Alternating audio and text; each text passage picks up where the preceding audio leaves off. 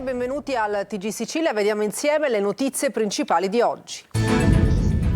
Catania ha evacuato il pronto soccorso del Policlinico, numerosi pazienti trasferiti al San Marco, al Garibaldi e al Cannizzaro. Un guasto alle pompe del gruppo Elettrogeno ha fatto fuoriuscire del gasolio infiammabile. Aveva pianificato tutto il giovane di origine tunisina che a Vittoria ha dato fuoco all'abitazione, uccidendo la madre e una delle sorelle. Lanciata una raccolta fondi per aiutare l'altra sorella che lotta tra la vita e la morte assieme al padre. La Procura di Catania ordina 9 arresti in tutta Italia per pedopornografia online, sequestrate migliaia di immagini raccapriccianti, con abusi anche su bimbi piccolissimi, 26 gli indagati. Catania si colora con il Gay Pride, il corteo partito da piazza Cavour e poi ha sfilato lungo la via Etnea con interventi finali in piazza Università. La nostra è una manifestazione di gioia, diritti e rabbia, hanno detto i partecipanti. L'area del Castellursino pedonalizzata, una svolta epocale fortemente voluta dall'amministrazione Trantino, che intende sviluppare un progetto turistico-culturale in grado di rendere Catania ancora più attrattiva.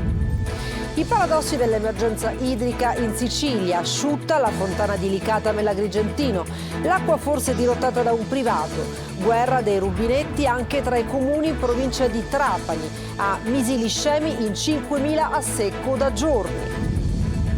Alle Olie Salina celebra i 30 anni del Postino, il bellissimo film di Massimo Troisi, diventato il suo testamento artistico. Nell'isola tantissimi gli attori in gara per il premio intitolato all'attore campano assegnato a Carla Signoris. Giovanni Allevi incanta Palermo a Palazzo Reale, il pianista e compositore ha raccontato la sua malattia. Il tremore alle mani mi impediva di suonare il pianoforte.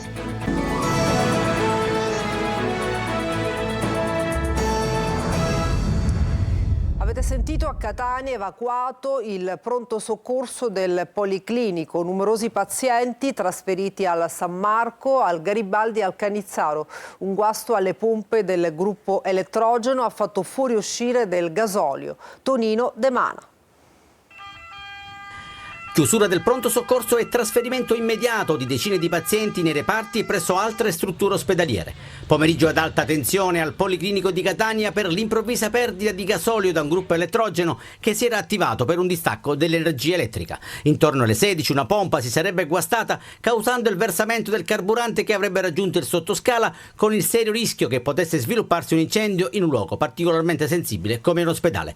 L'attivazione della maxi emergenza e l'evacuazione dei pazienti è stata adottata dall'unità di crisi per presenza di vapori in alcuni reparti del Policlinico. Sul posto sono immediatamente arrivate 2 squadre dei vigili del fuoco e diverse volanti della polizia.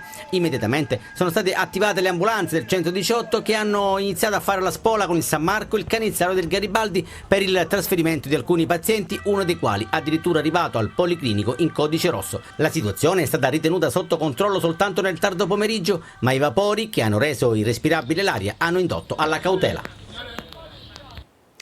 Vittoria, lunedì convalida del fermo per il giovane di origine tunisina che ha dato fuoco all'abitazione, uccidendo la madre e una delle sorelle. Intanto i ragazzi di Vittoria hanno lanciato una raccolta fondi per aiutare l'altra sorella che lotta tra la vita e la morte insieme al padre. Veronica Barbarino. Freddo e calcolatore, non un pazzo. Rinchiuso nel carcere di Vittoria, lunedì ci sarà l'udienza di convalida del fermo di Waidi Zawali, il 30enne tunisino residente a Vittoria che ha dato fuoco alla casa di famiglia uccidendo la madre e una delle sorelle. L'uomo è accusato di omicidio volontario premeditato, aggravato dalla crudeltà e dal vincolo familiare e tentato omicidio. Quello che sembrava il gesto di un folle in realtà era stato pianificato in maniera lucida.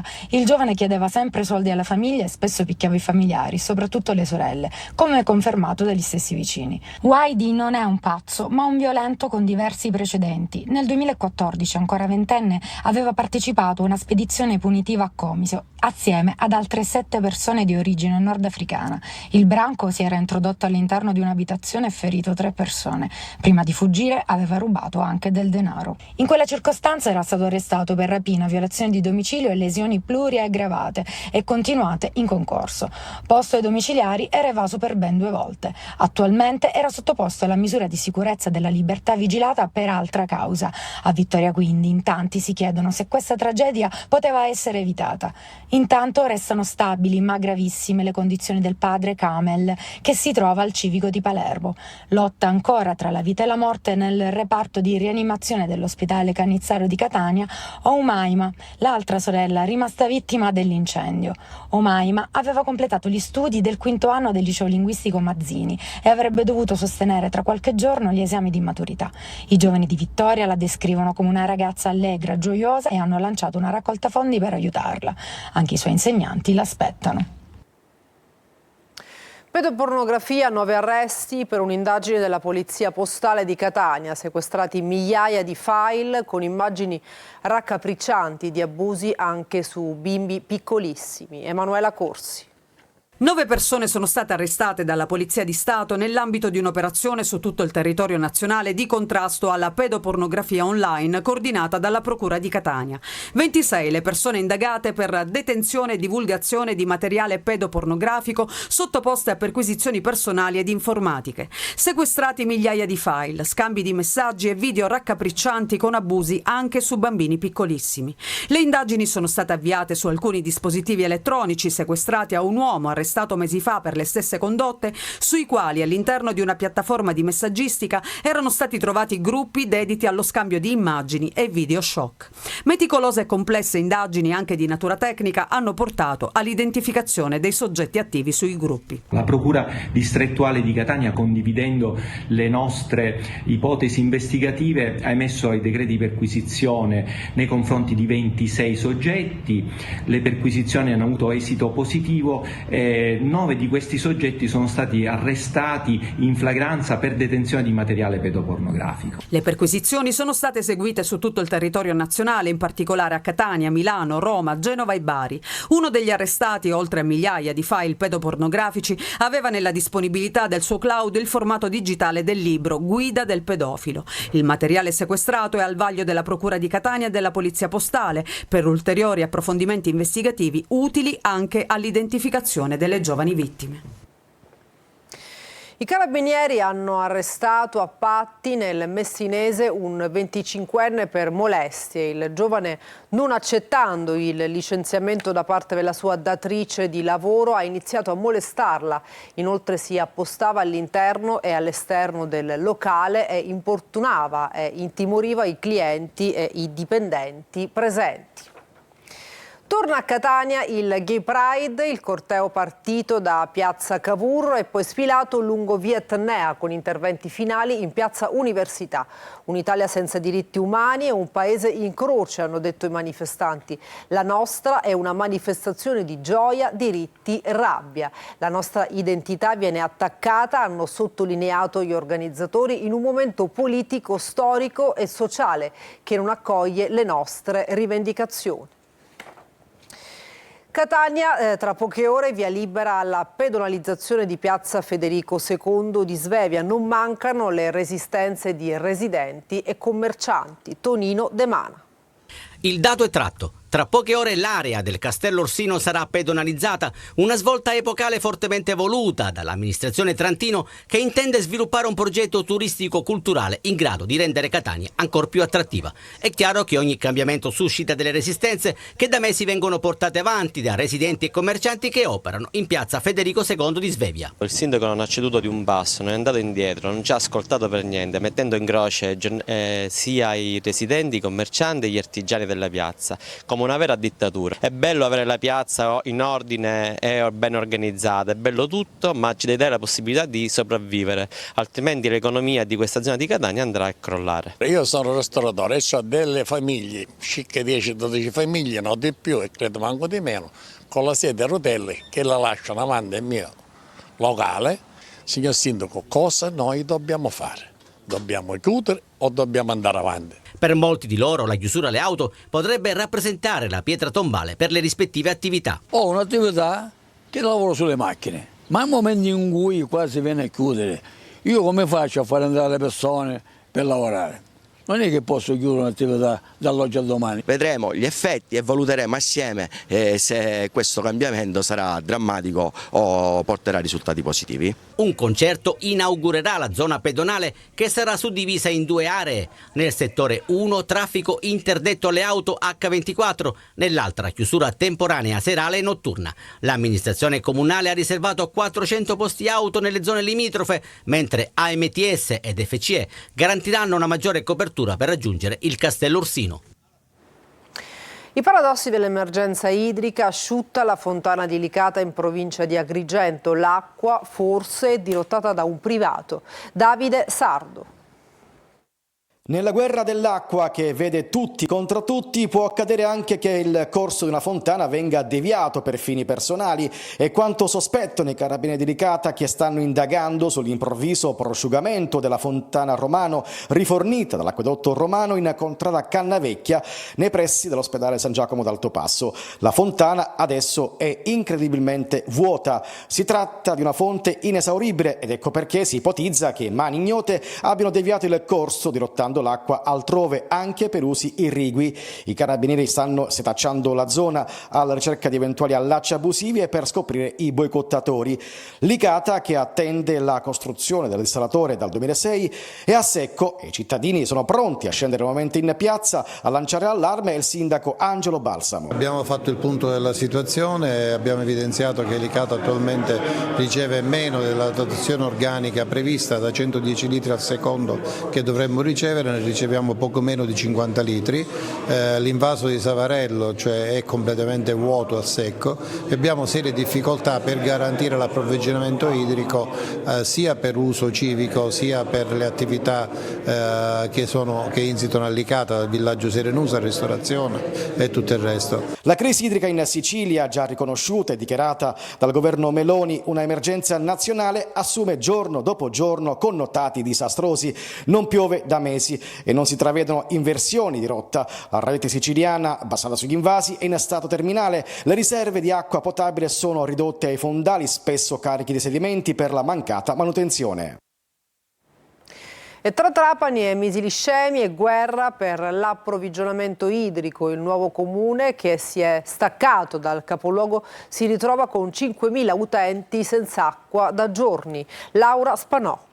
La crisi idrica sta mettendo a dura prova i rapporti di vicinato tra il comune di Trapani e quello di Misiliscemi e intanto migliaia di persone rimangono senza acqua. A Misiliscemi non arriva una goccia d'acqua da giorni, la città è isolata e 5.000 utenze sono a secco. Questo perché non c'è un bypass che smisti l'acqua della condotta di Bresciana nel nuovo comune, che fino a pochi anni fa era solo una frazione del capoluogo. Il comune di Trapani potrebbe utilizzare le pompe di sollevamento di Marracco per dirottare l'acqua a Misiliscemi. Basterebbe un bypass per rendere autonoma la città, dice il sindaco Salvatore Tallarita. Trapani, risponde il sindaco Giacomo Tranchida, non è tenuto a erogare acqua a Misiliscemi, respingendo le accuse mosse dal collega secondo il quale Trapani volontariamente chiude il sistema di pompaggio a Marracco, lasciando i misilesi senza acqua. L'approntamento di 250 litri al secondo da Bresciana a San Giovannello non sarebbe sufficiente a riempire il serbatoio, dove ne arriverebbero solo 130 su 160. Ne mancano 30, proprio quelli inviati a Misiliscemi. Ad acuire poi il problema nei due comuni, le rotture provocate dai lavori che una ditta stava effettuando per conto dell'Enel. A Messina il clamoroso sequestro del parco Aldo Moro, inaugurato appena 3 settimane fa. Ritrovato sospetto materiale inquinante, addirittura forse amianto. Francesco Triolo. Dall'inaugurazione in pompa magna di 3 settimane fa, con l'apprezzamento di tutti, all'ingiallimento dell'erba, al sequestro e il riassunto del percorso del nuovo parco Aldo Moro nelle ultime 3 settimane. Il sequestro dell'area è stato disposto ieri pomeriggio dalla Procura di Messina dopo la scoperta di materiale che potrebbe contenere amianto, per il quale sono necessarie verifiche che diranno quando l'area verde, restituita alla città dopo 40 anni, potrà tornare disponibile. Un sequestro che ovviamente ha provocato lo stupore di tanti messinesi per la clamorosa inattesa disposizione. Il comune in qualche modo prova a gettare acqua sul fuoco, affidandosi alla magistratura e all'ARPA per tutti gli approfondimenti del caso. Il sequestro di ieri segue quello di mercoledì su una porzione della scarpata di proprietà dell'Istituto Nazionale di Geofisica e Vulcanologia. La scerbatura, infatti, dei giorni scorsi aveva portato alla luce anche dei rifiuti, fra questi qualcosa che potrebbe essere o contenere amianto. Non ce n'è la certezza e per questo l'ARPA ha effettuato prelievi per avviare delle analisi sui campioni rinvenuti. La prossima settimana i risultati, se saranno riscontrate tracce di amianto, si dovrà provvedere alla bonifica. E adesso lo spettacolo. Alle Eolie Salina celebra i 30 anni del postino, il bellissimo film di Massimo Troisi che è diventato il suo testamento artistico. Per l'occasione si assegna l'omonimo premio con tantissimi attori sull'isola fino a domenica. La nostra inviata Eva Spampinato. Una bici d'epoca che spunta fuori dalla locandina originale di un film diventato simbolo di un'isola, Salina, e testamento di uno dei più grandi attori italiani scomparso troppo presto, Massimo Troisi. La più rigogliosa delle isole Eolie saluta così l'arrivo dei turisti al porto di Santa Marina e il Mare Festival celebra i 30 anni de Il Postino. Giornate bellissime di sole, di mare qui a Salina, trasformata in una capitale del cinema con grandissimi attori, registi, artisti che sono qui per ricordare Massimo Troisi a 30 anni dalla sua scomparsa, a 30 anni da quel film indimenticabile che è rimasto nel cuore di tutti noi ed è entrato nella storia del cinema. Ieri la prima serata della 13ª edizione del Premio Troisi.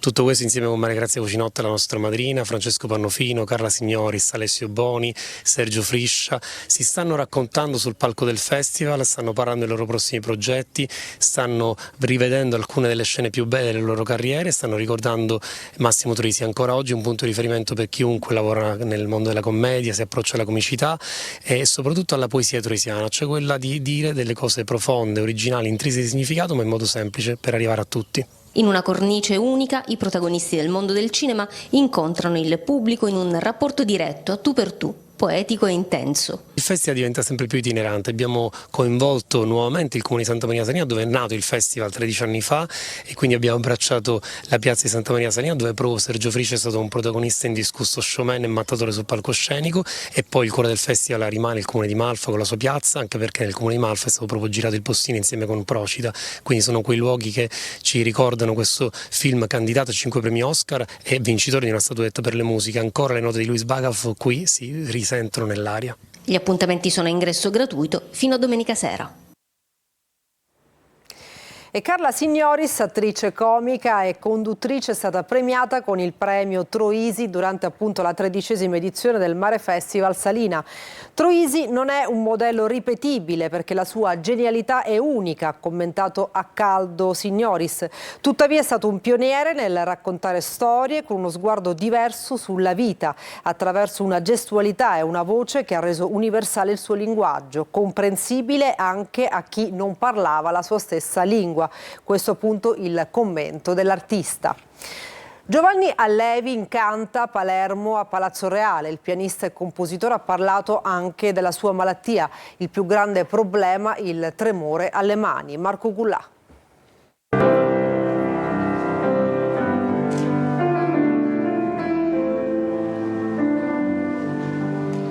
Ogni suo brano è accolto da un'ovazione, ogni sua riflessione sulla vita vissuta e sulla concezione della musica ipnotizza il pubblico. Palazzo Reale a Palermo è rimasto ammaliato dinanzi al maestro Giovanni Allevi che ha accompagnato il tramonto palermitano con le sue composizioni e le narrazioni di un'esistenza attraversata dalle gioie di una carriera folgorante. E poi il maestro Allevi torna a parlare della malattia che lo ha bloccato per un po' di tempo. Mamma mia, sì, ho 2 vertebre fratturate, collassate, si sono schiacciate. Però? Certo, suonare il pianoforte con un dolore alla schiena così sapendo che tra l'altro si tratta di un dolore cronico che probabilmente non andrà mai via. Però mi sono accorto che non è stato quello il problema principale. Il problema principale è stato il tremore alle mani. Certo, perché quello, bene o male, per suonare le mani sono l'elemento fondamentale. Pensavo fosse un po' secondario, invece no. Bisogna immaginare una situazione positiva per ingannare il cervello, dice Allevi, che suona e incanta tutto il pubblico presente.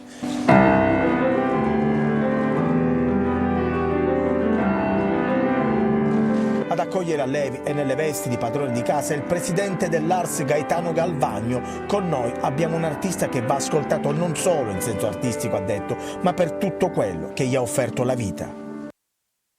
E adesso ci fermiamo, torniamo tra pochissimo.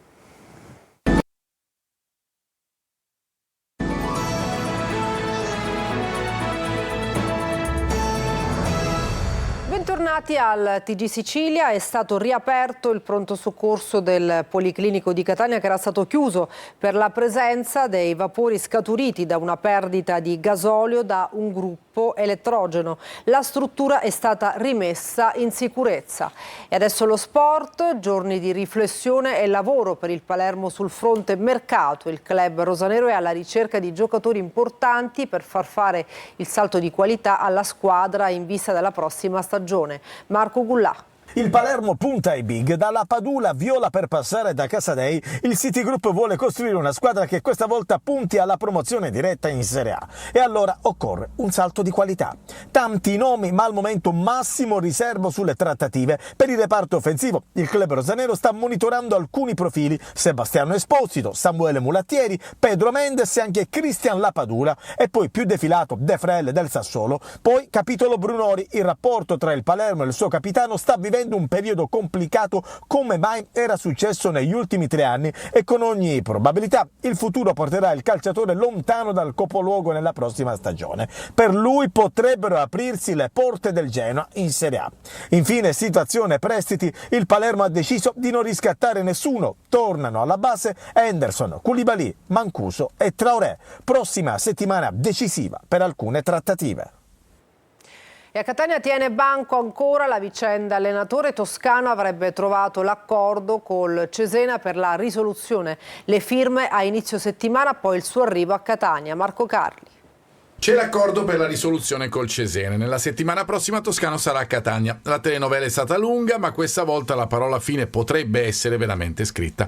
L'ex tecnico del Cesena sembrerebbe aver trovato l'accordo con la società che ha portato in Serie B e che lascerà. Il punto è legato alla burocrazia e alle firme che dovrebbero essere apposte in avvio della prossima settimana. Anche la vicenda d'Aversa è collegata di conseguenza. Il tecnico designato per prendere il posto di Toscano potrebbe così sottoscrivere il contratto con i bianconeri. Insomma, un domino che si completa anche a Catania. Poi diventerà determinante il mercato di entrate, non solo quello. Ad esempio, una buona parte dei giocatori attuali dovrebbero lasciare il rossazzurro. Si ripartirà in tutti i sensi e Faggiano già lavora per trovare le soluzioni migliori. Insomma, il tempo che si è allungato per l'allenatore dovrebbe non impattare troppo sul mercato, anche perché il Catania e Toscano parlano da tempo.